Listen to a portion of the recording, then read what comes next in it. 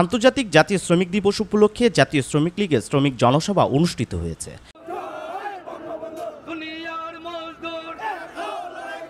বুধবার ১ মে বেলা ৪:৩০টায় বঙ্গবন্ধু অ্যাভিনিউ আওয়ামী লীগ কেন্দ্রীয় কার্যালয়ের সামনে এ জনসভা অনুষ্ঠিত হয়।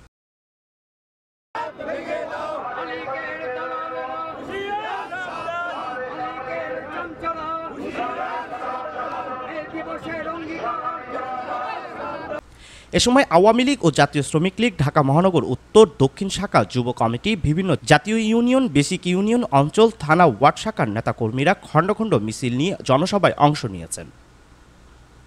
এ সময় প্রধান অতিথি হিসেবে উপস্থিত ছিলেন বাংলাদেশ আওয়ামী লীগের সাধারণ সম্পাদক এবং সড়ক পরিবহন ও সেতু মন্ত্রী ওবায়দুল কাদের। এর মধ্যে মঞ্চে উপস্থিত হন দলটির যুগ্ম সাধারণ সম্পাদক মাহবুবুল আলম হানিফ, সাংগঠনিক সম্পাদক মির্জা আজম, আফজাল হোসেন প্রমুখ। সভায় সভাপতিত্ব করেন জাতীয় শ্রমিক লীগের সভাপতি নূর কুতুব আলম মান্নান এবং সঞ্চালনা করেছেন সাধারণ সম্পাদক একেএম আজম খসরু। এছাড়াও জনসভায় উপস্থিত ছিলেন জাতীয় শ্রমিক লীগের কেন্দ্রীয় সিনিয়র নেতৃবৃন্দ সহ দপ্তর সম্পাদক এটিএম ফজলুল হক। অনুষ্ঠানে সংগঠনটির ঢাকা মহানগর উত্তরের সভাপতি বরকত খান ও সাধারণ সম্পাদক কালু শেখের নেতৃত্বে সাংগঠনিক সম্পাদক ইব্রাহিম হোসেন বাদল, মানিক, জসিম ও বাচ্চুসহ ২৬টি থানার নেতৃবৃন্দ এই সময় জনসভায় যোগ দেন।